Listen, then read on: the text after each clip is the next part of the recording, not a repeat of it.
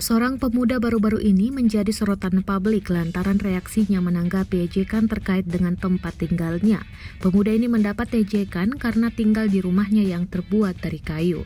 Namun, alih-alih menanggapi dengan emosi, pemuda ini justru malah bangga dan memberikan home tour pada ratusan ribu followersnya di akun TikTok. Pemuda yang disapa dengan nama Andy tersebut diketahui berasal dari Manado dan merupakan seorang konten kreator TikTok. Lewat akun TikToknya @fendy_bawotong, Andy memang sering mengunggah berbagai konten video yang dibuat di rumahnya. Di antara video-video kontennya tersebut muncul salah satu komentar dari warganet yang nyinyir soal Andy yang tinggal di rumah kayu. Bukannya sedih atau emosi, Andy malah membalas komentar dengan warganet tersebut dengan membuat video home tour.